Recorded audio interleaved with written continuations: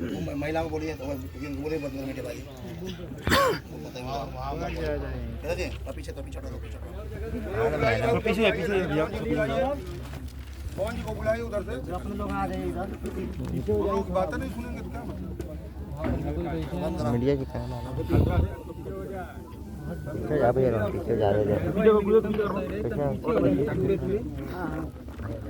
थोड़ा दूर चलो भाई दूर चलो हैं आप लोगों ने आज अपने समाज के युवाओं के कुछ लोगों का एग्जाम भी है, लेकिन वो अपना महत्वपूर्ण समय लेके आए हैं। तो इसका ये संदेश है कि आपको पीड़ा अपने भाई के जाने का। इस बात से सहमत है नहीं सहमत? एक बात और आपको बताना चाह रहा हूँ कि जिसको इन लोगों ने मारा है वो शेर था और गीदड़ों ने उसको साजिश के तहत मारा है। अकेले कोई उसका सामना नहीं कर सकता था, हम उसको जानते हैं इस बात को। लेकिन इनका इतिहास रहा है मनुवादी और ब्राह्मणवादियों का कि हमारे समाज हमारे महापुरुषों की जब जब हत्या हुई है, हमारे क्रांतिकारियों की जब जब हत्या हुई है, धोखे और छल कपट से हुई है।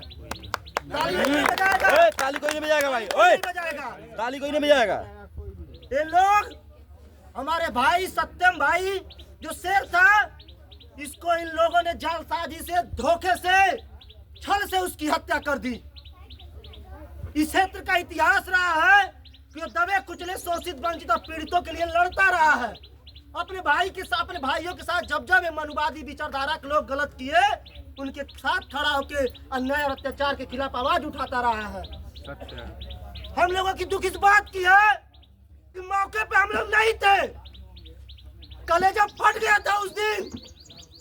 हम सब लोग 400 किलोमीटर दूर थे, लेकिन हमारे भाई की जिस तरह से निर्मम हत्या की गई है, वक्त बदलेगा, सरकार बदलेगी, सबको शुद्ध समय तो वापस किया जाएगा। इस बात को बता के जा रहे हैं।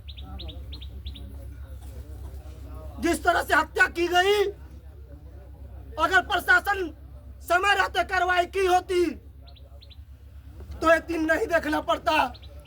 हम रोज इस जिले में, इस प्रदेश में रोज हम अपने भाइयों को खोते जा रहे हैं। कहीं हाथरस में हमारी बहनों को मार दिया जा रहा है, कहीं मेरठ में, कहीं आगरा में, कहीं अलीगढ़ में, कहीं बलिया में, कहीं बनारस में, कहीं कुशीनगर में। आज हमारे घर में, हमारे क्षेत्र में हमारे भाई की निर्मम हत्या कर दी गई।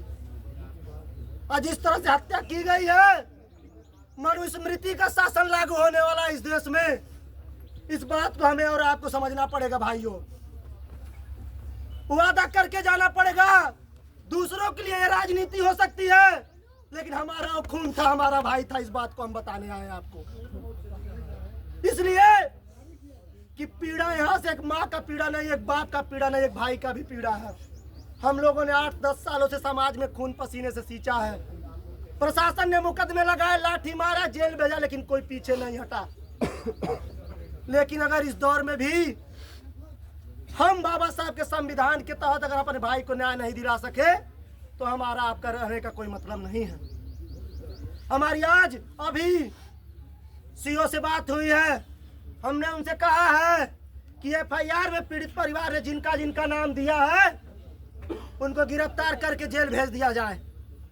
48 घंटे बाद अगर हमने फिर प्रशासन से अपडेट लिया, अगर आरोपियों की गिरफ्तारी करके जेल नहीं भेजी गई, तो पूरी ताकत से हम गोरखपुर के DM और SP को नींद से सोने नहीं देंगे। इस बात को याद रखिए।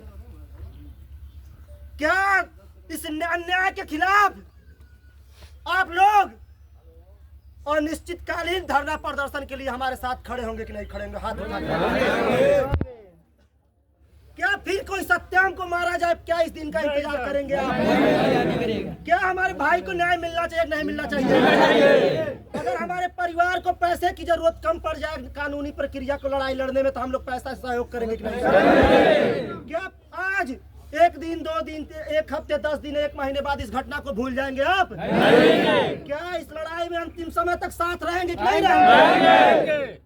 हम आपसे वादा करके जा रहे हैं। हमारी पूरी टीम है यहाँ। माननीय जंग बहादुर प्रधान जी हैं, माननीय बबलू गौतम जी हैं, कन्हैया नेता जी हैं, हमारे तमाम यहाँ नेता हैं, भाई सुदर्शन यादव जी हैं। हम आपको बता रहे हैं कि न्याय की लड़ाई में हम सब लोगों को मजबूती से साथ खड़ा होके इन मनुवादी व्यवस्थाओं के लोगों को इनको सबक सिखाना पड़ेगा। और आरोपियों को जब तक सजा नहीं मिल जाती हम इस लड़ाई में इस परिवार के साथ मजबूती से खड़ा रहेंगे कि नहीं रहेंगे? आप सब लोग इस बात को समझिए, ये घटना सत्यम की नहीं है। जो हमारे भाई सोशल मीडिया पर देख रहे हैं, सोशल मीडिया पे है, हर एक 15 मिनट पे एक दलित लड़की का इस देश में रेप हो रहा है, हर 25 मिनट पे एक दलित व्यक्ति की हत्या हो रही है। और मुख्यमंत्री जी मूक दर्शक बन के बैठे हैं। जीरो टॉलरेंस की बात करने वाले मुख्यमंत्री जी, इसी शाहजहां में 2 दलित नाबालिग लड़कों की गला रेत की हत्या कर दी गई। यही पिपराइच में हत्या हुई, चिल्लूपार में हत्या हुई है, पिड़ानी में एक जो हाफ मर्डर का एक घटना हमारे सामने आया है। पिड़ानी में एक दलित लड़की के साथ बलात्कार किया गया है। 4 जनवरी को बलात्कार होता है, 28 को मुकदमा दर्ज होता है, 8 फरवरी को 164 के बयान में बलात्कारिता बताती कि हमारे साथ रेप हुआ है। लेकिन खजनी सीओ उदय प्रताप सिंह को यह संदेश भेजना चाहता हूँ, उन्होंने अपने जाति विशेष के लोगों को संरक्षण देके बचाने का काम कर रहे हैं। उनको बताना चाह रहे हैं कि 4 दिन बाद कोई जिले में नींद से नहीं सोएगा। हम सब लोग उनको जगाने का काम करेंगे। अगर सारे मामलों में न्याय नहीं मिला तो, सारे मामले में आरोपियों को जेल नहीं भेजा गया तो ऐसे काम नहीं चलने वाला है। हम लोग कब तक एक दूसरे के घर जाएंगे, संवेदना व्यक्त करेंगे, अपने भाइयों की तस्वीर पर पुष्पांजलि करके घर वापस लौट जाएंगे और फिर दूसरी घटना को अंजाम देंगे। अपने को और गैरों को पहचानिए। जो आपके पुरखों के नहीं हुए वो आपके कभी नहीं हो सकते।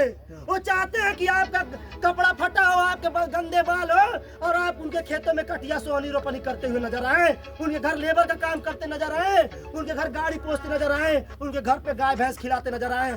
हमारे पास पैसा कम होगा, हम अब मजदूरी कर लेंगे, हम कोई व्यवसाय कर लेंगे, लेकिन स्वाभिमान की जिंदगी जिएंगे। मनुवादियों के सामने माथा कभी नहीं टेकेंगे। इस बात को हम बता के आपके बीच जाना चाहते हैं।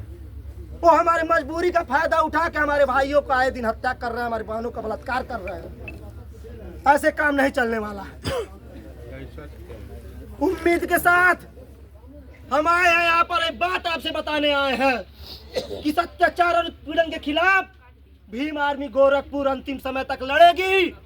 और एक संदेश और आपको अंतिम देना चाहता हूँ कि इस पूरी घटना की जानकारी हमारे मुखिया, हमारे राष्ट्रीय अध्यक्ष चंद्रशेखर आजाद साहब को भी पता है। इस पूरे घटना का एक एक अपडेट उनके पास है। वो बीमार है, संसद का सत्र चल रहा है। जैसे ही इनको मौका मिलेगा हम प्रयास करेंगे इस पीड़ा में आके अपने परिवार के बीच में हमारे भाई खड़े। हम कोशिश करेंगे, आग्रह करेंगे कि आपको आना पड़ेगा, क्योंकि अब हमारा कोई उम्मीद नहीं। हमारा उम्मीद ये तमाम नौजवान साथी खड़े हैं जिन सबको अपनी अपनी जिम्मेदारी लेनी पड़ेगी और इस मनुवादी व्यवस्था के खिलाफ अपनी जिम्मेदारी को लेकर अपने समाज के भला के लिए खड़ा होना पड़ेगा। अगर बड़हलगंज में कोई घटना होती है, पिड़ानी में कोई घटना होती है, बांसगांव में कोई घटना होती है, खजनी में कोई घटना होती है या जिले के किसी कोने में होती है, 100 रुपये का पेट्रोल फूंक के जाए, उस परिवार को न्याय दिलाने का काम करिए। हम इससे गरीब नहीं हो जाएंगे। क्या हम गरीब हो जाएंगे? नहीं। अगर यही सरकार के लोगों को बताना चाहता हूँ, अगर यही कोई ब्राह्मण और ठाकुर समाज की हत्या हुई होती और कोई यादव, कोई दलित, कोई पिछड़ा अगर हत्यारा होता तो मुख्यमंत्री जी अब तक इनकाउंटर करवा दिए होते और उस परिवार को 50 लाख रुपए का मुआवजा दिए होते। लेकिन मुख्यमंत्री जाति देख के न्याय करते हैं। हमको इनसे न्याय का कोई उम्मीद नहीं है। हमें अपनी ताकत को खड़ा करना पड़ेगा, हमें अपने बलबूते खड़ा होना पड़ेगा। 5000 सालों से